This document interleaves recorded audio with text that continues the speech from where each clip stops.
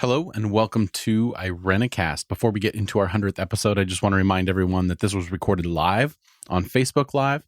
So there's a couple glitches in the audio because we had to hack some stuff. Overall, it's great quality as usual. However, there are just some little glitches. If you haven't watched the entire video of the Facebook Live, you can go to our Facebook page at facebook.com/Irenicast and see the entire video if you'd like to watch the video. With that being said, let's get into episode 100.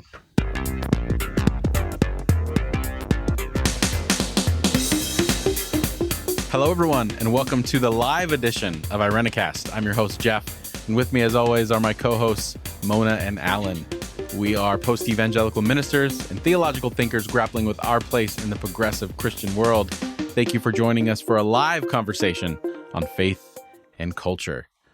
This week, we are going to be self-indulgent, and we are going to reflect on our show and our experience, and we want to hear from you about your experience with the show as well.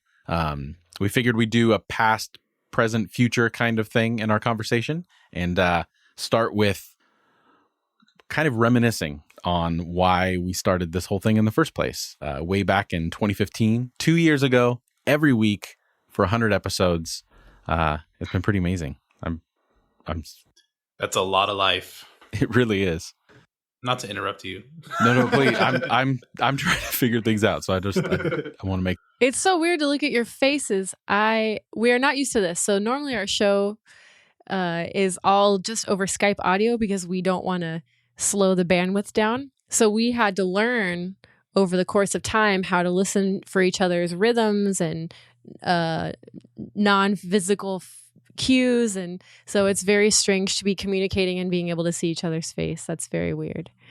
Amy says Mona looks beautiful, and we can hear Jeff, but it echoes. And I think that was earlier. Oh, yeah. Thanks, Mom. Can we confirm whether there's still an echo on my end? Let me look. I can confirm. Hold on. Yeah, okay, so you don't have an echo. No, when someone likes it, there's like a little thing pops up. Yeah, Facebook Live is a new tool in the world. It's pretty exciting. Okay, so 100 episodes, and 100 episodes ago, we were just 3 people that didn't have a podcast. We are no longer 3 people. No longer 3 people have transcended into the digital cloud. We started the podcast a long time ago. I was writing for quite a few years about my own process and theology and my journey in faith. And Jeff, I had a conversation with Jeff where I was ready to shut stuff down just because there was too much to write about and it was kind of sapping me. And he had the idea for a podcast, and that's where it came from. You make it sound pretty altruistic, like I was concerned about you, but I just didn't want to write. Yeah, I invited Jeff to start writing with me, and he said he would rather talk because he's a talker and not a writer. And he had the brilliant idea that Mona, Jeff, and I have spent lots of years together because we're family. Mona's my cousin, Jeff, brother-in-law. And we spent years talking about theology long after people got bored and would just continue talking and talking. And so we figured that we would continue that tradition in a more scheduled manner. And I might also say maybe practicing talking with each other instead of at each other. Oh my gosh. Right. If you only heard some of the unedited episodes and how much talking over actually happens during our recordings, especially for some of our more heated or... I don't really know what Jeff's talking about. Like, we never talk over each other. I'm just kidding. I was going to talk over him to prove the point. Exactly.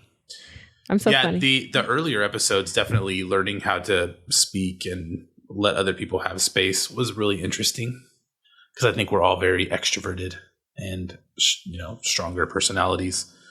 So where were we at before this show started for all 3 of us? Can you remember 2 years ago? 100 weeks ago? I think the name itself, right? Like we were post-evangelical. We were trying to figure out what it would be, what it's like to hold on to our faith in the midst of losing our church background in a way, like trying to maneuver through that. And these conversations really helped us kind of find that place. And I think that was kind of the catalyst of that. That certainly did for me. Yeah. I was in the throes of seminary and trying to figure out how to deal with all of the new information I was learning that seemed to unravel a lot of the things that I had believed. And someone close to me when I went to seminary said, "Don't lose your faith." And I thought that was funny at the time. And I realized that there's more truth to that than I gave it credit for. And I think I've been reflecting a lot lately on what faith actually is, what I think it is now, and how I feel about it, what I think about it, what I really I do think it's a gift. I think more and more in my life I'm convinced of that. And anyway, I'm not sure where I'm going with those thoughts, but all to say, this has been a really good space for myself, and I think all of us. We've talked on multiple occasions about how this space has been good for us to process for ourselves. So it's been therapeutic first and foremost. Yeah. Every episode starts with at least 30 minutes of us talking about deep personal problems, at least mine. And all of ours. Yeah, it's been wonderful. It's been wonderful. And you know what's funny is for me, there's not a huge line between theological and personal because, you know, my faith is so central to who I am. So being able to work this stuff out with you guys was very much like a support group, I guess. For anybody who's watching or listening to this when it posts, there's a sense when you walk away from evangelicalism or you lose evangelicalism for one reason or another, maybe you care about someone who was shunned, or you learn too much, or you ask too many questions, or for whatever reason you leave evangelicalism. It's at least for me and for people I've talked to, it's such a deep part of your identity that it feels like you're losing part of yourself, or you're losing your home and your family and people you know. And it's kind of a scary transition, you know. Fear for a long time kept me in the safe confines of evangelicalism. You know, I could check off all the boxes and say I was evangelical and continue working in evangelical churches. And right before we started this podcast, I got let go of fired by a Christian school that I was going to be a teacher at, because I was going to a church that was open and inclusive. And at that moment, it was everything got brought into sharp relief. Like, I'm officially now no longer in the evangelical camp. And what does that look like? And this has been like a practice of keeping the baby and throwing out the bathwater, you know, recognizing there's a lot of bathwater. But what are the things about my makeup and my faith that I really appreciate? And so when I started this, I did not know how much more deconstruction I had to do going into it. I think, speaking to both of you, there are things that I was holding on to that I didn't realize I would have to actually think about the next 2 years, that not just defend, but actually take a moment to consider from a bunch of different angles that you've brought up. And that's been very pleasantly surprising for me. I like it. I've become comfortable with the process rather than scared. You know what I realized as we were going through the beginning part of the podcast was that I didn't have a lot of deconstruction left to do. Like, as we had these conversations, I realized, wow, I do have thoughts on this particular issue, or I do have thoughts on where I'm headed in this direction. And it was helpful just to kind of get it out there in a setting that, obviously, from you two, to challenge me, because your knowledge base in a lot of those things, Alan, you always gotta, you know, define where I want and what I'm saying for everything. That's right. Give me words. That's my goal. But yeah, it was helpful to kind of a window into, oh well, I do have some of this stuff figured out. Sorry, Mona, go ahead. Yeah, I felt the same way. I mean, I realized that it actually takes a lot more courage to reconstruct than deconstruct. Of course, it takes more courage to be an artist than a critic. And I think, you know, criticism is needed. You can say that again. It takes more courage to be an artist than a critic. I really do think it's harder to put yourself out there and affirm something. And that, you know, I think for me, there's been some maturity coming as a result of being involved in these countless conversations. And even when I'm out and about talking to people and saying, oh, I'm a podcast host of a post-evangelical podcast, just talking to so many different people and realizing that many, many, many people in our country and in our world right now are having shifting faith issues. They're not only on single issues, single points of theology, but increasingly the changing relationship of church in American culture is changing quickly, and a lot of people are asking, what is Christian identity today? It does seem like things are so polarized that mainline religion and evangelical or charismatic religion are almost different religions. They're so different now, and it's really interesting. And I think the more I've learned and the more I've gone on this journey, I've really come to appreciate that honestly standing for anything takes courage. And even if I vehemently disagree with you, I respect that you're standing for it. You know, that's hard to say, because I do think it's incredibly important to fight for justice and to talk to people, if you know, to try to debate and discourse and dialogue when you don't agree and you think someone's ideas are flawed, but at the same time offering your opponent respect, you know, and being in this space has helped me learn how to have those discussions better, and I'm tremendously grateful for that. Yeah, well said. So have we accomplished what we set out to do? What did we set out to do? Found our way through the post-evangelical wilderness and marched onward to different... So what's the post-evangelical wilderness, though? We should probably talk about the wilderness is groups of people, probably millions of people, leaving evangelicalism or what they've known and trying to discover for themselves what is meaningful and helpful and life-giving, and for them faithful to what they believe and what they know of God. And I have felt in so many different conversations based off of things that have been written or recorded and put out there that people have so much to share and process through, and they don't have a space to necessarily do that. And I feel almost privileged to be able to interact with them and help them kind of find where they're going, you know, where are they headed, whether that's into well thought out atheism or Buddhism in one case, and in a couple others, just different places, or mainline Christianity. Like, what do they find to be meaningful and faithful? That's the wilderness, is that like there's all directions to go. There's no clear path, and people are trying to figure out. We know where we're coming from, really, but where we're headed is a little less clear. And so I guess at present, so we're doing the past, present, future thing, right? Our past was, we're going to just talk about this stuff and kind of figure out where we're at. Have we come to any sort of resolution where we're at now as opposed to when we started 2 years ago? Maybe. Well, before we get to present, as far as our perspective, maybe we can shoot to some of our. How many do we have people still joining us? I think so. Yeah. Dylan says hello. I'll keep there. Watching. Dylan, welcome. Did I miss that? Hey, Dylan, my illustrious Divine Cinema co-host. So maybe we can just do some reminiscing or nostalgic memories about some of our favorite segments, some of our favorite episodes or conversations, or even more surprising ones. And for those of you that are listening, let us know maybe a little about your background as quickly as you can in a Facebook chat.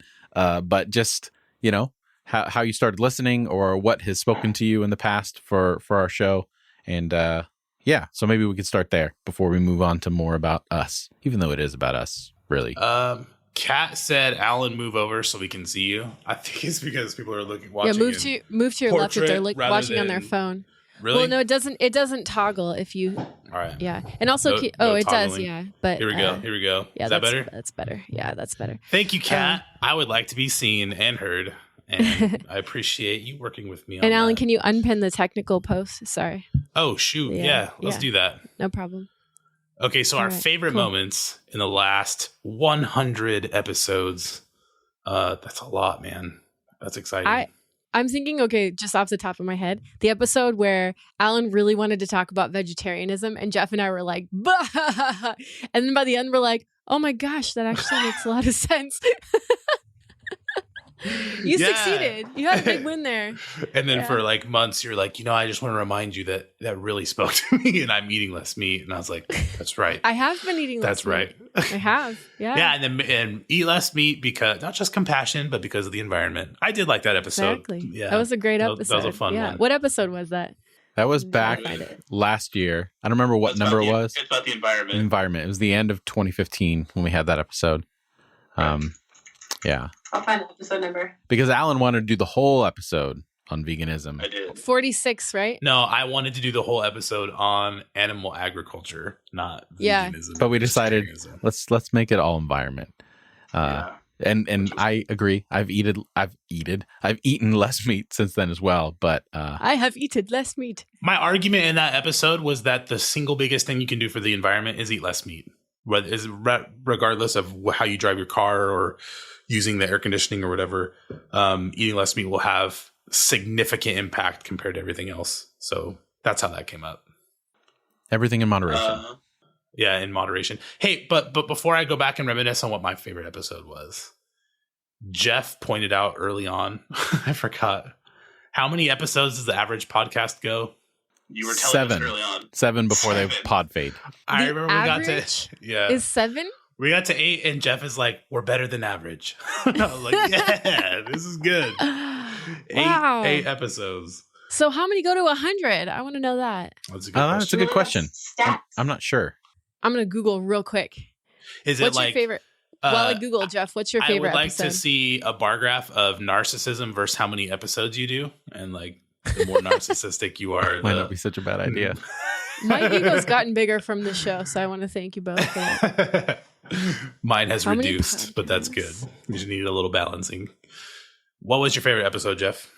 I'm not sure. I don't know if I have a favorite episode. I think I have episodes that I liked because I actually got a few words in over YouTube. Yeah. Sorry about that. No worries.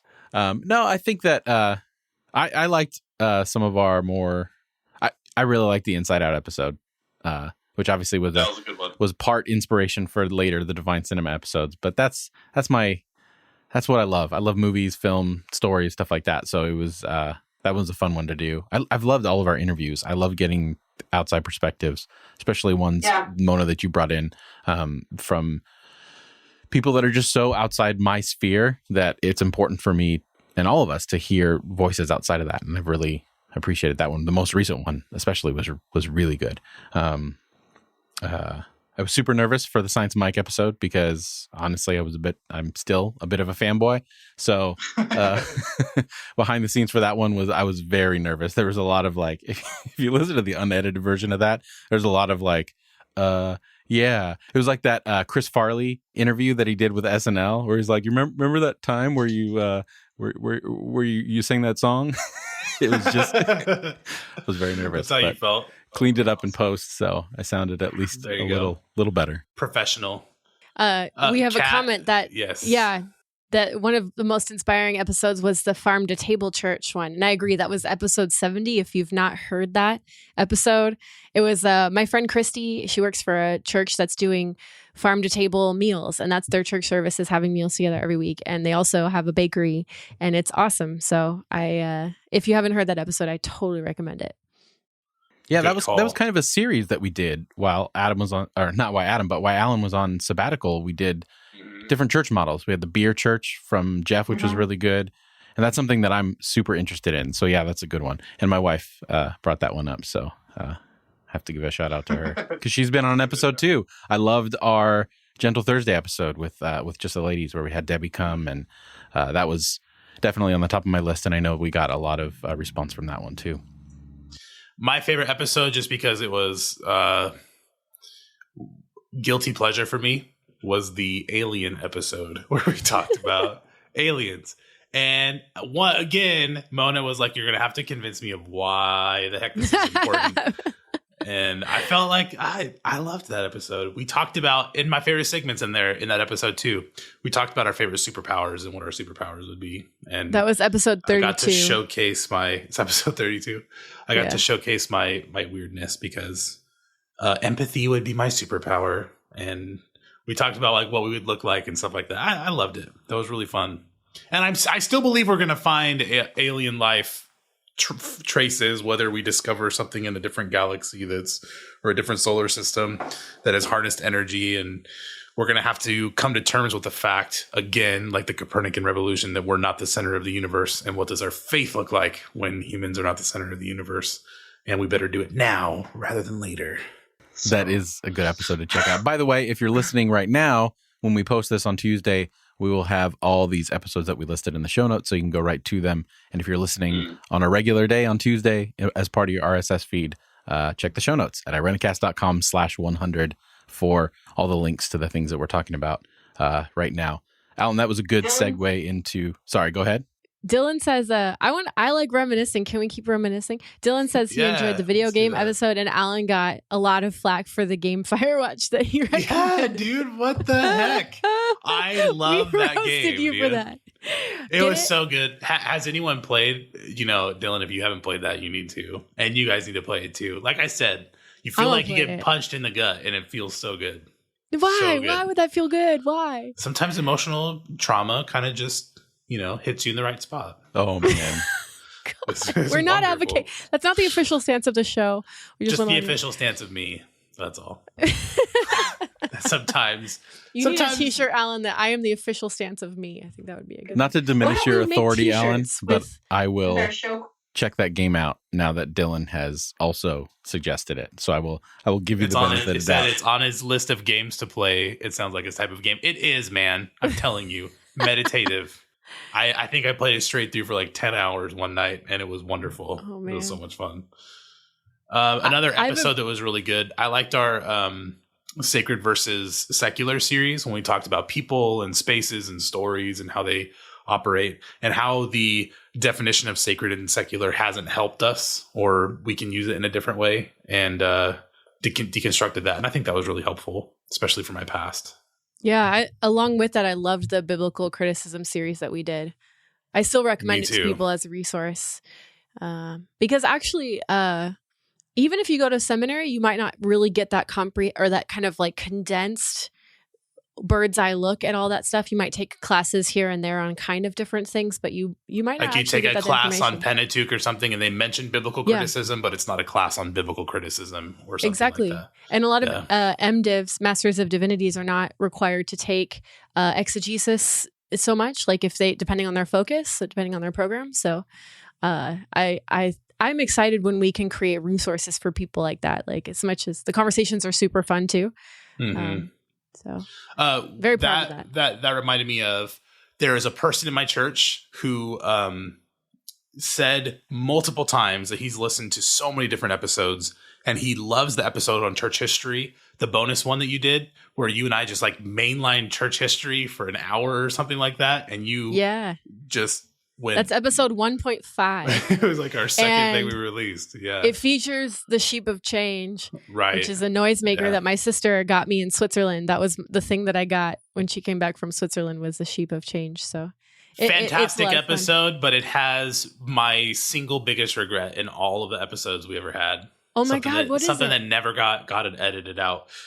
You said, and then what happened, Alan? And I was like, 9/11. And then we just like continued talking, and I was like, that came off really wrong. I just said 9/11. Yeah, and we never took it out. But you know what? It wasn't bad enough to re-edit the whole thing, but... Well, I think you had maybe asked me to do it, and I didn't. Or I apologize. I think I did. Yeah, but anyway, that's a little Easter egg. That's an Easter egg. Right. What our voices sounded like on the airwaves, because it's very weird to listen to yourself. It is. It takes a lot of getting used to. Great episode. I loved it. Yeah. Wonderful. I loved the episode we did. I think it was 40. The one we did on loneliness and isolation. That was one of my top, because there just aren't many spaces to be that vulnerable and talk about how, I don't know, those kind of deep, really embarrassing feelings that you have that you feel like you shouldn't have as a grown up. You should have that stuff figured out. And that really meant a lot to me that we could talk about that. The interview with Casey Comstock, special needs families and children, and how he was starting a business to take to provide like home care and talking about how, marijuana was illegal in the place he was at, even the kind that you would use medicinally. That was just an eye opener in general, thinking about families with special needs children, how to approach, how to talk, how to be a good neighbor to people who have challenges like that. I love that episode. I highly recommend that one. That was 22. The reason I'm reading out the numbers is because I've got a lot of friends who said, I enjoyed the show. I cannot keep up. You guys put out so many episodes and they're an hour each, right? Yeah. So these are our highlights. So if you don't have time to listen to everything, then these are our favorites. Yeah. That's a common complaint. But the funny thing about that is I do this for myself. You know what I mean? I want to be open to having conversations with people out there. And of course, I don't want to isolate listeners, but for me, this has just been awesome. I would do it every week. Having to do this every week has been just taught me discipline and things that, thanks to Jeff, helped me learn how to be present and how to show up in really deep ways. Amy just said episodes on beauty and listening. The listening episode is kick butt. I won't say the A word. But that is a fantastic episode. That's because you suggested it. And we were both like, we can do a whole episode on listening. I believe that when you suggested that, I was like, I'm a terrible listener and I don't want to talk about that. Yeah, I love that episode. It ended up being pretty good. It's during those moments when you suggest things, Alan, that I'm glad we're not on video because my face might offend you. Right. Probably. I just take your silence to be, you're nodding in the background like, that's a great idea. That's a good way to take it. You keep taking it that way. The episode on beauty, I loved some of the stuff you guys had to say. I think there was something, I forgot what Mona said, but there was some really good moments thinking about beauty and the function of beauty. So yeah, Amy, agree. That is a 16, fantastic episode. Right? The nature of beauty. Was that it? Or is it a different one? On the nature of beauty. Beauty. Yeah. I really enjoyed, Mona, our episode on creativity.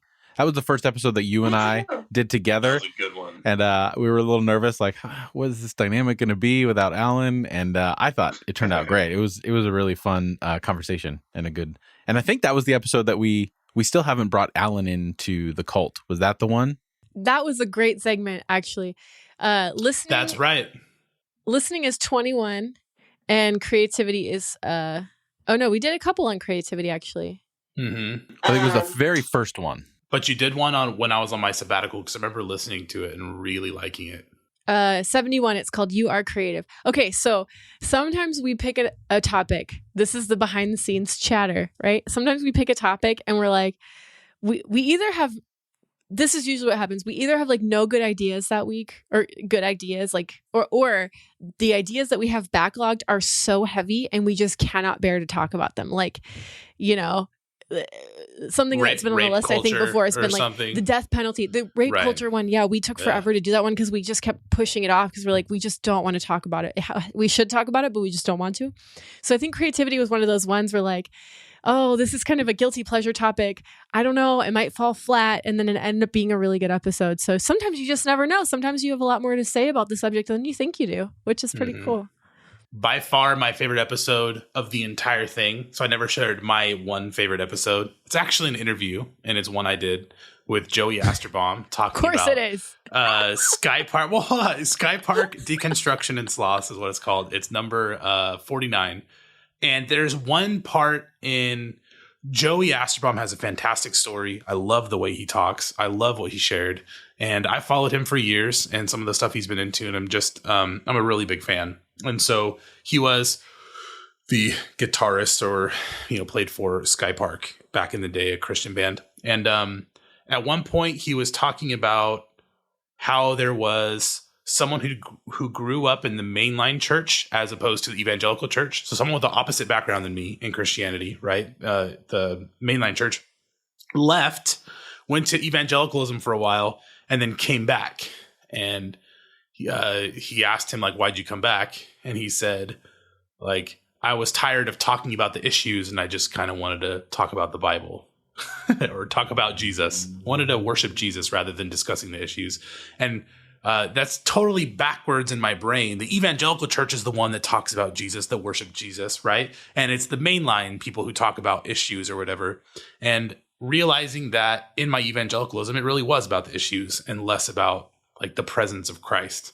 And in my own ministry as a minister, I have begun to really emphasize worshiping Jesus for me personally has been a very central core part of my faith, as opposed to talking about the inerrancy of the Bible or all these things I have to defend or whatever. It's really the presence of God in and among us that I have focused on. And so that's where I'm headed. I guess that's where I'm at now. And that's why that episode speaks to me. But that's one tiny part in a really big and awesome episode.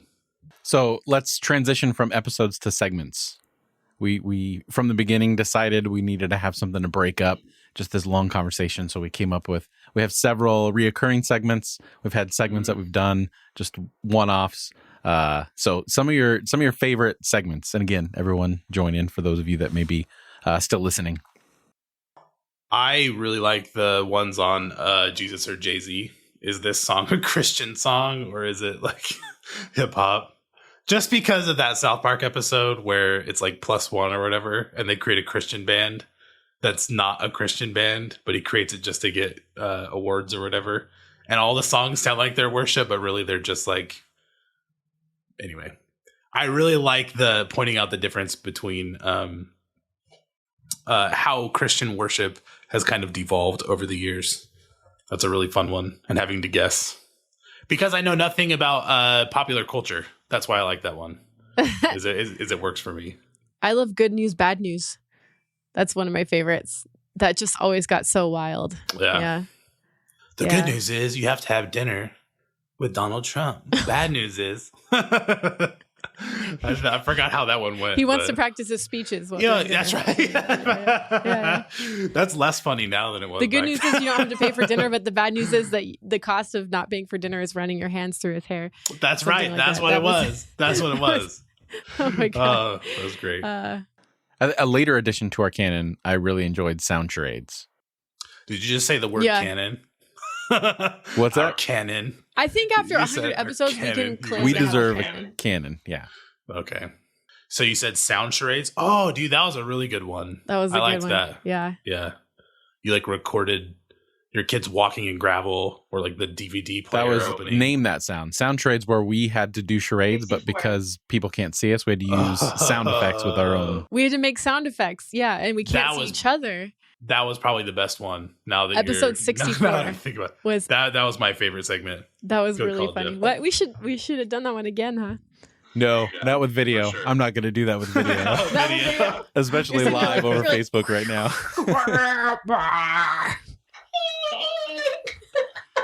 Old school modem right there, right? Is that what you're going for? Yeah. Mona would always have like 3 or 4 different, like a really long like repertoire of sounds. Beep, wop, beep, beep, beep. And it's like, what are you talking about? My range of sound effects is also pretty limited, so it's like I got 3 and I just kind of try to modify them for different things. Yeah. Well, that was good. It's super fun. Sorting categories is pretty fun too. I enjoyed that one. Categories always makes me angry. So that's always fun. That's why I like it, because you get mad. And I pointed it out every single time. Once Jeff said that, I was like, yeah, I mentioned that too often. It's because I had that one moment in your house where I like lost control of my brain at 19. I can't understand why everybody was like, oh, this totally fits in that category. People don't get how categories work. They're important. People are just creative, Alan. They think outside the box, and they right. Don't try to put my brain in a box. I don't appreciate it. Hey, I think actually my all-time favorite episode segments though were the Noah and Jamonin ones. So Jamonin, if you're new to the show, is our celebrity couple name, Jeff, Mona, Alan, right? And we sometimes when we didn't feel like doing a segment or we couldn't think of something, we would just talk about the stuff we liked, and we got to know people and each other better. So I learned what Alan's favorite vegetables were, and you guys made fun of the fact that the vegetables that I picked were not vegetables at all, like corn. And I said, well, yes, it is a vegetable. You were like potatoes, corn, fries, or something. That was good. You guys picked all the good ones in my defense. And we accidentally made fun of Jeff's favorite, though, like broccoli. We were You totally diminished it like, I oh, think about broccoli's that. horrible. It kind of smells like butt, though. I think about that every time I make broccoli now. I'm like, this is Jeff's favorite vegetable every time I wash them. You do? You think I about really Jeff do. when you eat broccoli? When I eat broccoli, That's pretty I weird. do. I know, right? I don't know if I should be odd. flattered or a little weirded out, but thank you, Alan. I would be flattered. I realized today something about broccoli that I've never discovered in my 31 years. It's hard to wash, but if you turn it upside down, so broccoli. You don't wash it upside down? Wash it upside down. Yeah. It's easier. Yeah. I just created a broccoli hack today. You never did that. What I'm saying is you never did that before. No. I I always try to, wash it like. It seems obvious. Just Like wash it this, after like- you cut it. Then you don't need to worry I about don't it. cut it. I just steam it as a big head of. Are you The very serious? first time Is that what you the did? very first time I ever washed broccoli, I flipped it upside down because it just made sense. So, I don't Well, you have a better vegetable intuition than me, know. apparently. Yeah, You that's really what it is. cook it whole? You don't cut? Yeah, you steam it. No, The you whole steam it. thing? It's like I great. wash it whole and then I fantastic, chop yeah. it up and then I put Oh no, it it's way in. too much work. No. You just take the head of broccoli, you wash it, you put it in a pan, with some water, and put the lid on. Steams it perfectly. Yeah, it's great. I Yeah. really You gotta like cut all it the up anyway, though. segments. You gotta cut it up Parmesan. anyway. Why? So you just pick it up like it's a big old, like, weird ice cream cone and you just eat And I it? slap it on my plate and I eat it. Yeah, I use a Oh, steak knife. Speaking of slapping, have you seen that guy? The video where he's getting his meat prepared, getting the meat prepared, and Oh, slices I thought you were going it to talk and about the throws white salt on it supremacist like who got this. slapped. No. Wait, what are you know, talking about? I really liked all the segments where Jeff talks about food because he gets super excited about Jeff gets pans so and excited about seasoning cooking. stuff and cast iron and That's one of my favorite skills. Jeff, early segments I'm was going our to say something now that I Irenicast. can see your face. What are you going to Alton say? Brown. Oh, I'm going to see him live. He's all, In Did like you a see that week. reaction? In like 2 months, he's going to be in my town. I'm going to go see his live show. Super stoked. It's going to be awesome. What? Tim Yep. Brown. Give him a high five from me. Just, I he's a will good- try. He's a good man. I'll Yeah. let him know that you said hi. Okay, let him know. All right. Hey, my friend says hi. All right. So now we can move into the present, Alan. So we established in the beginning, we were in a bit of a deconstruction phase, and now like present, how that thing has changed and where we feel we are. Are we comfortable in our post-evangelical progressive Christian skin, or do we still have some work to do? I already kind of started talking about that a little bit with the interview, so I'll let Mona answer that before I do. My first thought is actually based on something you said, Jeff, last week. You said something really interesting. You're like, yeah, going forward, are we always going to consider ourselves post-evangelical? Kind of that sort of feel. And I thought that's a really interesting thought because in my whole, it's easier to be a critic than an artist, or takes more, whatever I was trying to say. I think that it's important to define yourself by what you are and what you're not. Post-evangelical is saying you're no longer something. And so I kind of realized that I don't know if I really identify as that so much. I mean, I think it's just a fact of my story, but doesn't reflect so much where I'm headed. Like you can't just be a post something and that be a thing. Like that's a negative. It's an apophatic definition of something. So, yeah. So I wonder, I think in a lot of ways this show's helped me come to peace more with having a nebulous set of theology and being more at peace with being uncomfortable and not knowing. And that's really cool. It's not an easy peace. It's not a comfortable peace per se, but it's more reconciled with kind of letting go of some frustration and anger and trying to look forward instead of looking backward, So I don't know where that is for me. I don't know where that's headed, but I hope that I can say with certainty that this show's helped me do that personally. I don't know. I feel like I've always been adverse to any kind of label as far as what I am, because I never feel like I fit any one definition of who I am or what I believe. Every time, even when I take those personality tests, I always find out that I'm in this like weird middle place, and that everyone seems to have this like concrete place in which they fit their personality and views. And I'm always, I don't know, caught in the middle, caught in between certain things. So I think through talking and going through the show, especially because obviously this show, at least for me, has been a reflection of things that I've already been thinking. So it's very much a reflection of my growth as an individual person and where I go. And I've just come to enjoy and almost revel in paradox and not care what I'm called or where I'm at. And it's comforting and it's freeing. But at the same time, I would still say maybe post-evangelical because I still do. There's still certain things about my church experience that I still have like a longing for, especially Pentecostal experience, like church worship. For me, I miss that. I miss like being able to, and I've expressed this before, but lose myself a little bit in a repetitive song and be in an atmosphere where I just feel like, because that's not me normally. Like I'm not that type of expressive person. Or open person, but those moments were escapes sometimes, even for myself, just to be, to experience something outside of myself. And I can't do that in a more mainline traditional worship setting. And, so yeah, I guess I still have longings and still things that I really relate to when it comes to the practice of evangelicalism, just not obviously the theology and all that kind of stuff. So yeah, it's still figuring out what all that's going to look like, but I'm not worried about it. If that makes any sense.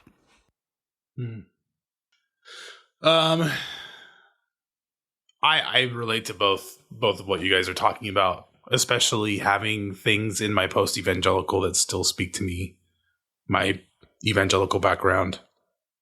I call myself a progressive Christian now, is my term, I guess.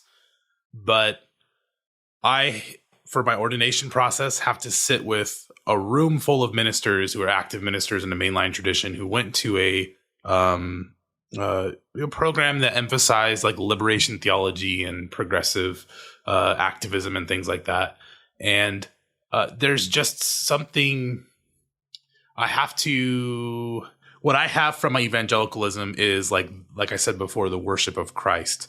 I've gone through the whole like Jesus seminar, deconstructing the historicity of Jesus and, the inability of us to reconnect really or reconstruct what Jesus's life was like, or how the gospels are not history like we think of history. They're different. I think they're historical, but not the same as I did before. And where do I fit with all of this is really my question now. And I feel like I want to be like Jeff. I want to be able to say, it doesn't matter where I fit. It doesn't matter what tradition I'm going into. I'm just going to, revel in the fact, or like want to be comfortable in the fact that it's not all figured out. But I feel like that's a spiritual practice of like Zen mastery detachment that I need to embrace for myself.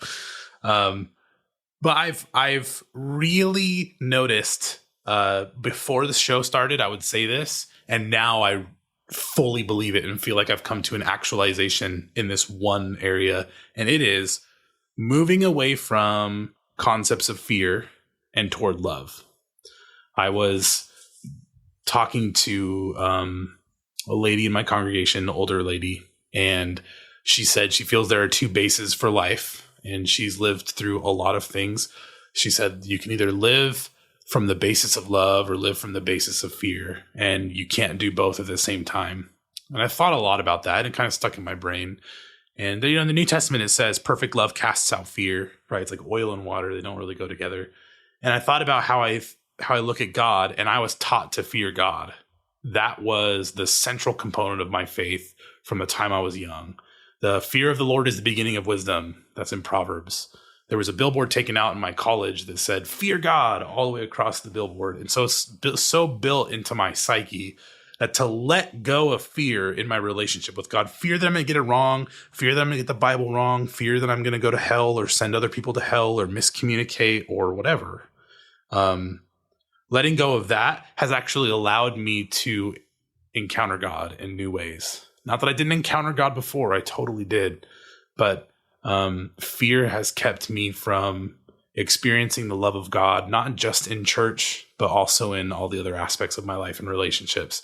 So where I'm at now is really embracing that love, really embracing God's presence in other people and religions and traditions, recognizing where the Spirit is and not having to be afraid all the time of whether I'm getting it right or wrong.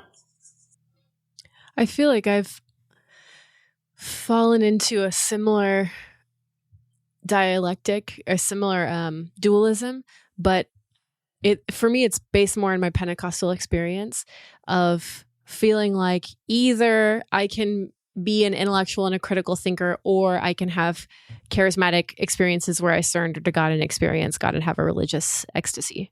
And Right. and those two things for me are the oil and water. Never and maybe the you twain could say shall they meet.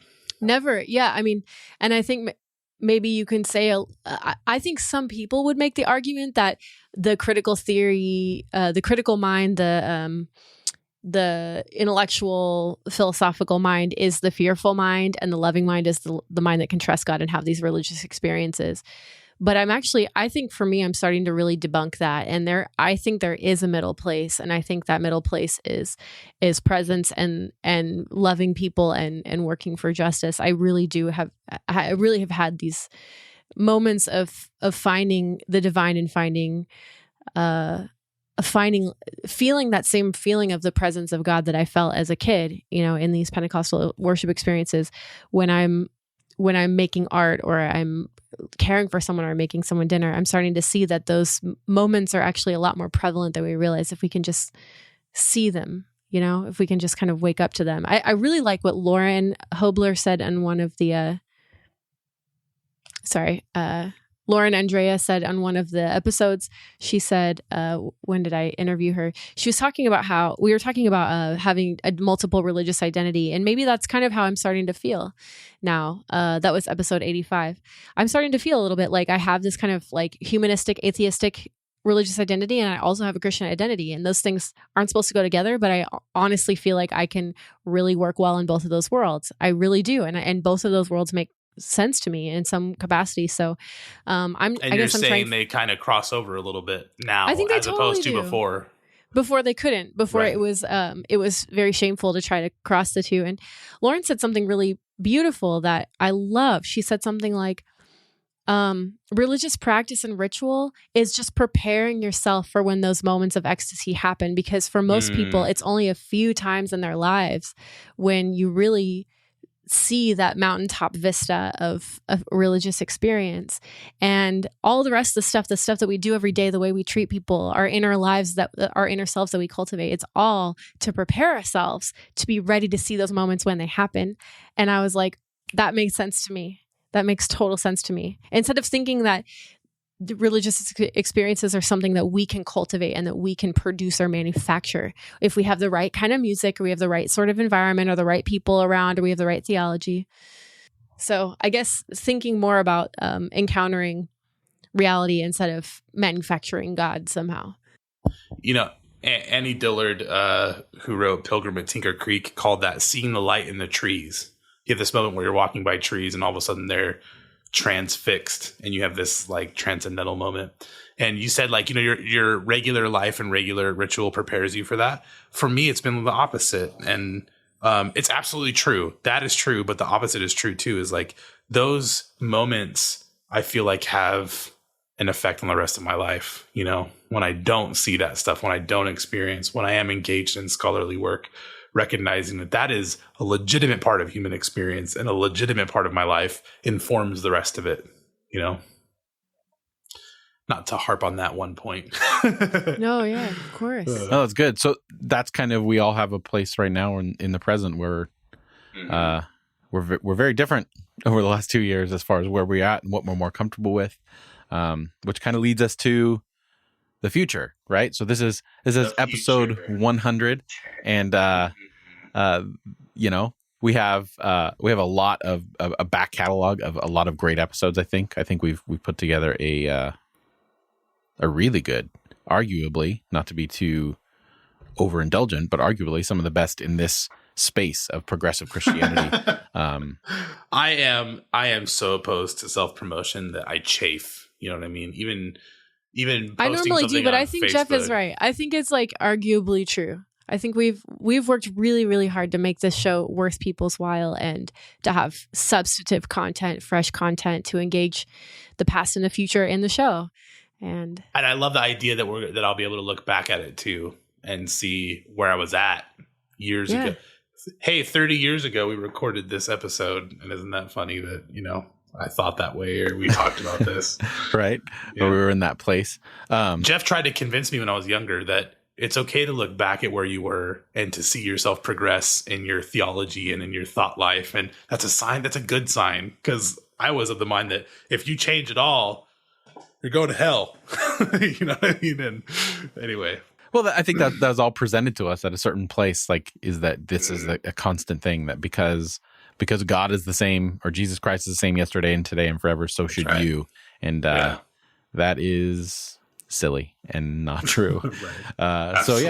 So I went back in preparation for this and listened to a couple of our very first episodes, because I was preparing new artwork for them and stuff. And I was like, oh, that's interesting. I don't know if I'm 100% at that place right now, but okay, that's good. And I like that it's out there. It's I think it's been good. I think it's been good for us. I think we've had such wonderful feedback from people over the last 2 years. Emails of people who were looking for a voice of encouragement, that they were able to think and believe the things that they were moving towards without feeling like they have to lose their faith. Going back to what we talked about in the beginning about throwing the baby out with the bathwater. Maybe you just need to let the baby splash out some of that water and just kind of let it, that poor baby's just always in the bath. Like, who's watching it? What's it doing in there? It's got to be clean by now. I love that for some listeners, we provided a space of community, because that's how I felt for myself, but also for some people that are just isolated. They're in a small town in middle America, and they'll send us a message and be like, I've been thinking about all this stuff and nobody will talk to me about it. And I really appreciate being able to listen and speak, about these kind of things. So that part has been good for me, seeing people get community. Yeah. So for all of you that have ever given us any kind of feedback or email, I think it has been the fuel that has let this podcast move forward, because there have been moments where we're just kind of like, we had another episode, and then we get a tweet or we get an email from someone, and it would just be this rejuvenating wind, that pushes us forward and be like, oh, you know what? People are listening and it's making a difference. So for all of you that we got a tweet today, didn't we? Yes, we did. We got one today saying that, I can't remember it offhand, and I don't want to pull up my phone, but it was like, keep up the good work. Yeah. Yeah. And it was, that means a lot to us. It really does. It is amazing to see how people have connected with the show, and just to see the numbers of downloads that we've been getting, not even coming close to thinking, I remember when we put our first episode up, and I was thinking it'd be cool if we got 25 people to download this episode. Right. And we've had consistently at least 150 to 200 people per episode download, and it's been so encouraging, and to know that that space is being provided for people. So again, thank you for all of you that have been listening, either recently or throughout the whole run of the show. It has been great. And to get people interacting from all over, for sure. Yeah, that's been really at different cool. points, coming into the conversation, leaving it, coming back, stuff like that. It's been very fantastic for me. Yeah. So for the future, where are we headed now? So for the future, I think because we started this in a certain mindset, and we've all clearly moved past that certain mindset, and there's so much transitioning happen in our lives, we are going to be taking a bit of a break, hiatus, however you want to word that, for the next, probably couple months, just to kind of reevaluate where we are as a show, and play around with some new formats, do some stuff that we feel like we have the freedom. I don't know if that's the case. I don't know if freedom is the right word, but we worked hard to be consistent for the last 100 episodes, to provide a place where people know they can go. And I feel like we've now allowed ourselves to create a space to be more exploratory with the medium itself. And then again, with all the transitions going on, we are going to be taking a break. However, there's some stuff that's going to be happening in the meantime. We'll still put a couple episodes out here and there. I talked to former guest of the show, which, speaking of favorite episodes, when I interviewed Amber, who was an immigration lawyer, and just the clarity that she brought to that whole issue. I asked her if she'd be willing to do another interview and kind of give us some clarity on the specific issues that are happening right now with the new Trump administration, and she agreed to do that. So in the next few weeks, we'll post that. So we'll have things interspersed, and then we'll regroup and come back to more of a regular schedule. So that's where we are for the future of it. So you can still interact with us on all of our social media pages. We're still here. Yeah, we're still here. We're just preparing a new way to do content. So you can go to our website, Irenicast.com, and there's all the information. The show notes for this particular episode, Irenicast.com/100, will have all the episodes that we mentioned in addition to all of our social media links and where you can follow us. We will still be there and be active. And like we announced last week, Divine Cinema is spinning off. So starting pretty soon, we're getting the stuff together. Starting pretty soon, we're going to be releasing those twice a month on its own podcast feed. So if you're worried about missing anything we post during the hiatus for this show, make sure that you subscribe wherever you listen to your podcast so that whatever new episodes come, they'll just be immediately uploaded or downloaded to whatever device you listen on. Any other thoughts from you two? Yeah, I highly recommend listening to Divine Cinema. That's SINEMA. The one on Kirk Cameron's Saving Christmas, you should particularly listen to, because I watched that movie ahead of time and I don't want to be the only one who has been traumatized. So watch that, listen to the episode, look for that stuff that comes out.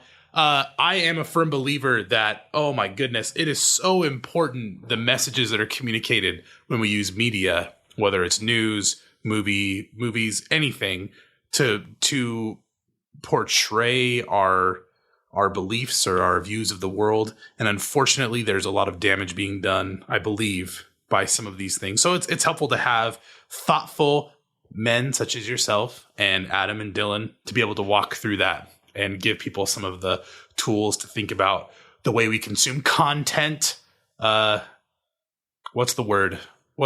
Consume responsibly. Yes. And just a word before we move from that, the Divine Cinema, when we spin off to our own podcast, we are using the regular word cinema, CIN. Cool.